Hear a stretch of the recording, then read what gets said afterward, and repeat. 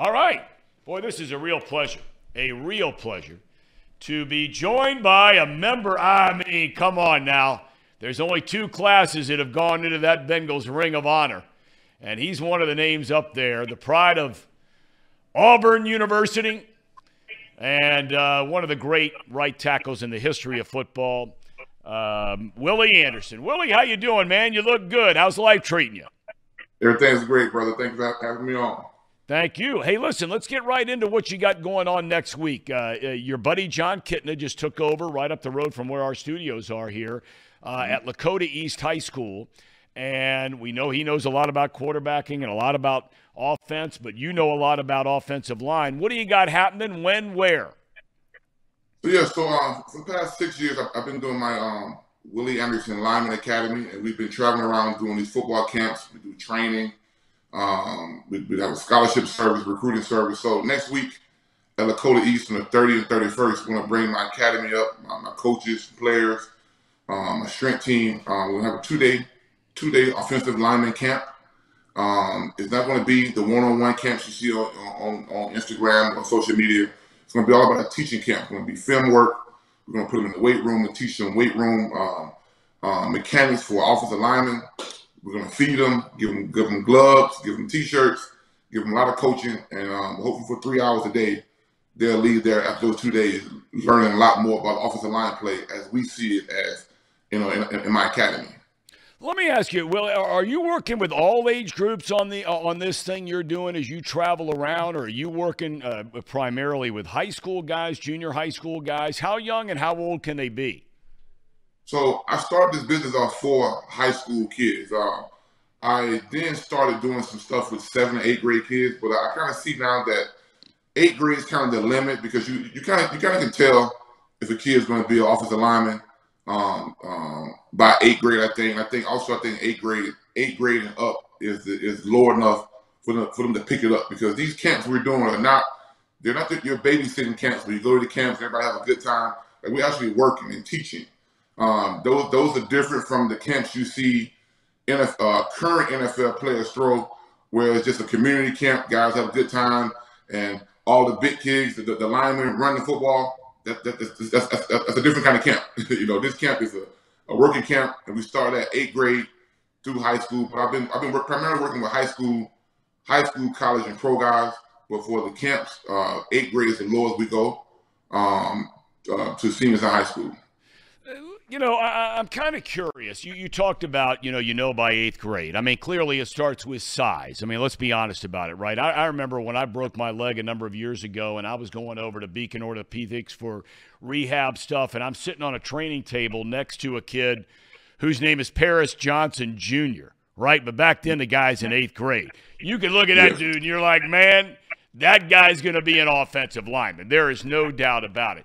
But when you're looking at some of these guys, Willie, maybe they're just they're tall, but they're lean. They got to get in the weight room. They got to do some things. Maybe they're a big, heavy-set kid. Maybe they're too heavy, right? But they got good footwork. When you're looking at kids and maybe the first or second thing that you notice about a kid, say starting in the 8th grade or the 9th grade, what are you looking for that says to you, man, this guy's got a chance to do some things, whether it's, Division III football, Division I football, I mean, whatever the case may be. Good high school player. First thing is you're wanting to be an offensive lineman. I think at that 8th grade level, sometimes the coaching at that level for that position is not that great. And a lot of times you see a lot of the bigger kids get ran out of football because just being honest, they sometimes throw the worst coach on the offensive line for the 6th, 7th, 8th grade kids and just say, hey, just go be big and just go block them, just go be big. And there's a bunch of yelling and fussing. Sometimes kids don't want to hear that because, we all want to ride home in the car with our mom and dad, and for our mom to know what we did that day on the football field. Sometimes some parents don't know because the offensive line is just such a secret position that at the younger ages, it's not that fun unless the coaches make it fun and make it rewarding for the kids doing that. Because, but I tell parents all the time, man, don't worry about where your kid's at in the 8th grade. If he's training with us, our goal is by 10th grade, if he has the want to in his heart the mindset by 10th grade to be a starter. And you speak of a kid, Paris Johnson. PJ Paris came down to Atlanta and stayed with me in my house for a week as a 15-year-old going into his 10th grade year.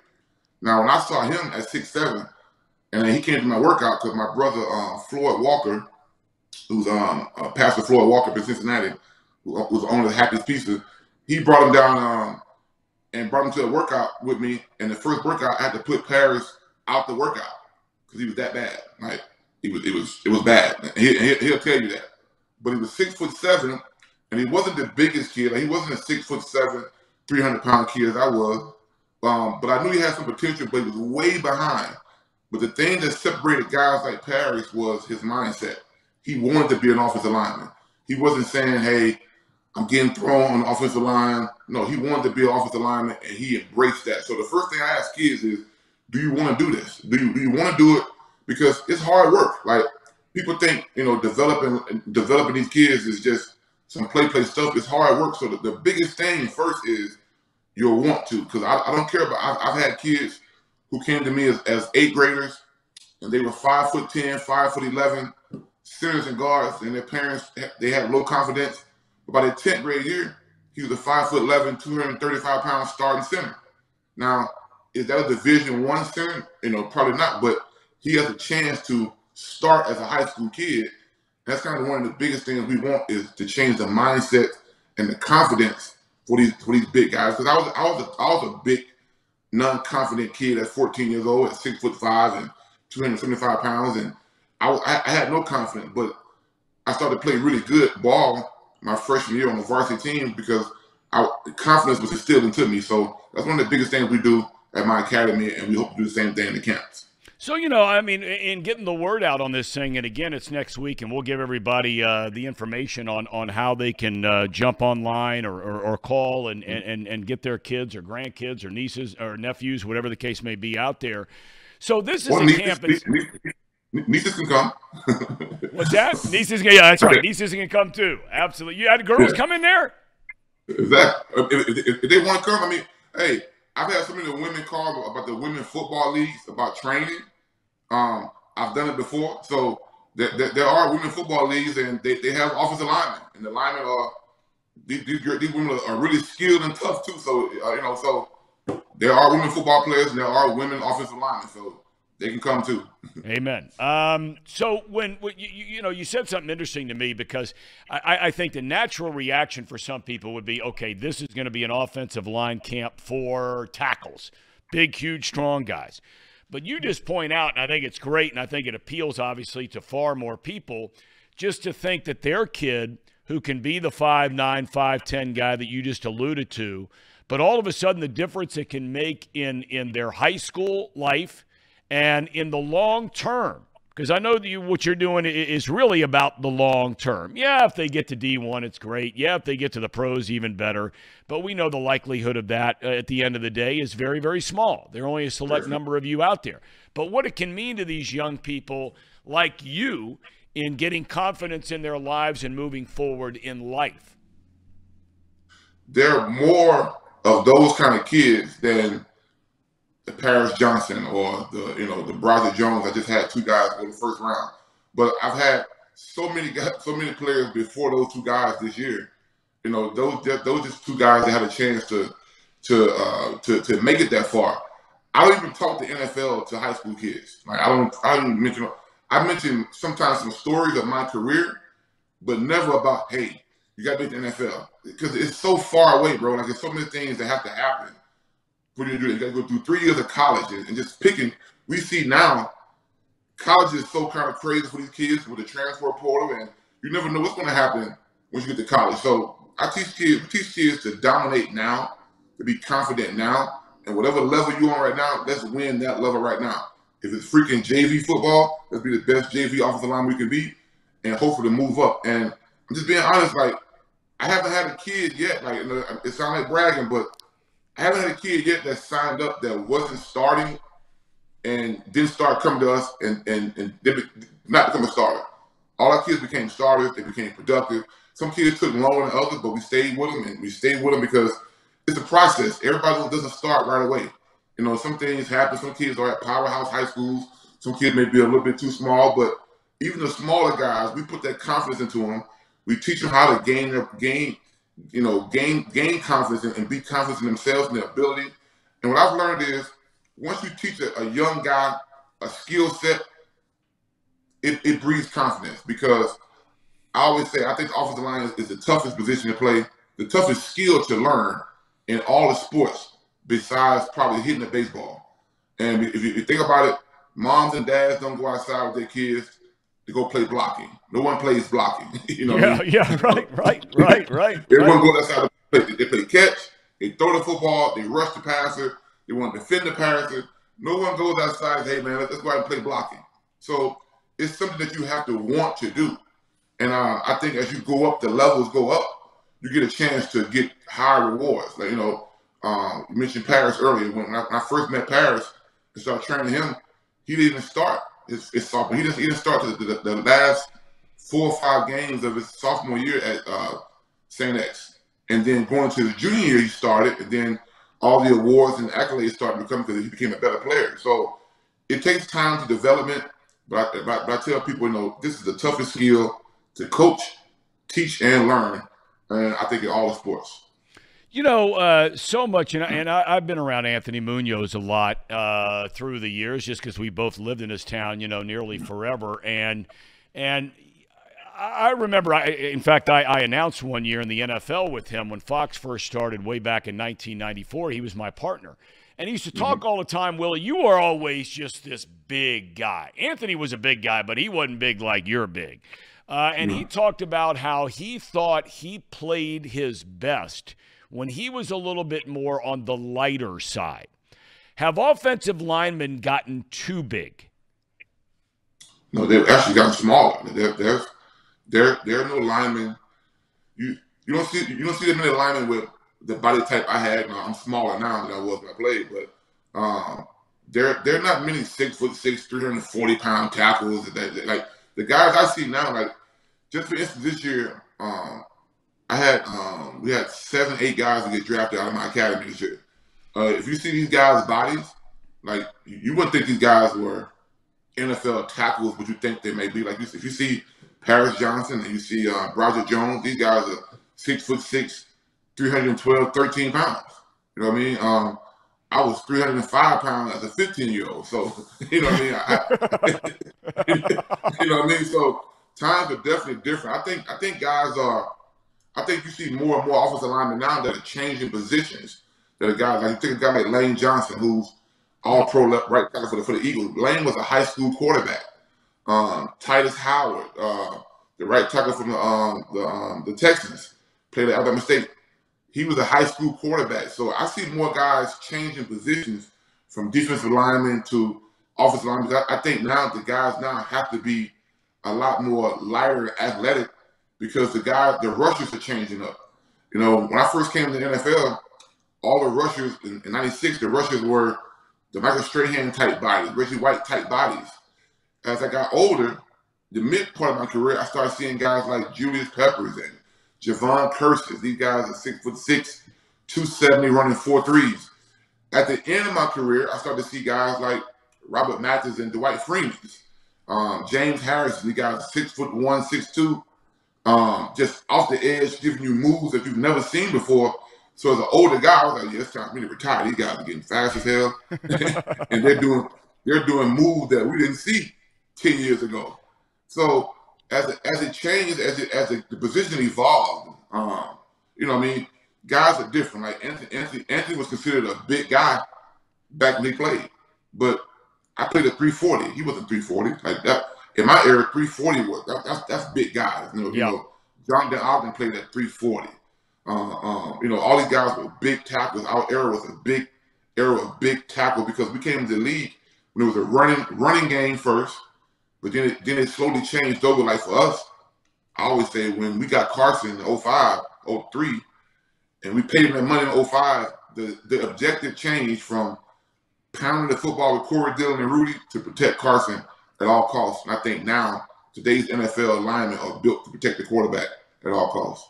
Let me ask you one more question about offensive line play. And you talked about changing positions. And, of course, a big hot topic around here right now. I mean, you still follow the Bengals. You know what's going on. You know, they bring in Orlando Brown Jr. He's going to be the starting left tackle, Pro Bowl player. Great sign. Enough said.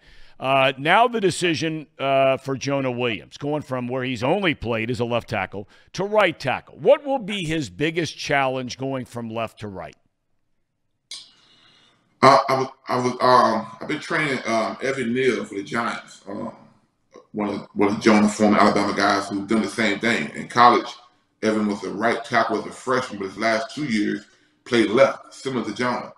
Once Evan got to the NFL last year, the Giants had Andrew Thomas already, so he had to move to right tackle. And what I realized in working with him this offseason was he spent the whole last season as a rookie trying to flip everything over in his brain, because as a left tackle, your right leg is your up leg in your stance. That's your dominant leg. So when you change over to the right side, your left leg now becomes your dominant leg. And it's weird to say, but it's like using a different part of your brain that you didn't use before because you're changing size. I watched guys at the Pro Bowl. I watched Jonathan Ogden and these guys who are Pro Bowl left tackles. I'm playing at the Pro Bowl with them, and we all rotate. 3 tackles, we rotate positions. So when I watch these guys who are Hall of Famers now come over to the right side, and they get worked because it's a different position. Like, they're good over there, but coming to the right side, it changes their whole brain up. Their whole body has to change up. And which side of my body is my dominant side? It's a weird thing. Like, you know, when Levi Jones and I used to play, we used to always, you know, laugh about how the exact things Levi was a left tackle, I was the right. But the exact things opposite of his body hurted me the exact same place, but opposite of my body. So my left hip hurt me. He had a bad right hip. Right. I had a bad left shoulder. He had a bad right shoulder. It's because of the nature of the position. So the biggest thing for Jonah is going to be he's been stuck in that left-hand stance for so long. And then I don't know for sure, has he been in OTAs? I don't know. I saw. No, he's not. He has not been. Yeah, Lyle is there, and Jackson Carman is there. Yeah, I saw Lyle taking sets of the day, and he looked pretty good. So, you know, I think Jonah needs those reps. I think the biggest thing is going to be getting those reps and getting live reps versus guys, so that part of your brain can kind of turn on to learn how to use that side of your body, because it's really literally using a different part of your body. That's why guys come in the game and folks say, you have media people say, well, he can't play left tackle. That's not true. He's been practicing at right tackle, and the stances are so different that getting thrown in the game at the last minute is a hard thing to adjust to. All right, I'm not gonna throw you on the spot from a name standpoint here, but I do want to ask you this. Collins has played right tackle his entire career, okay? And he has been a good player in this league, sometimes a great player in this league for a long time.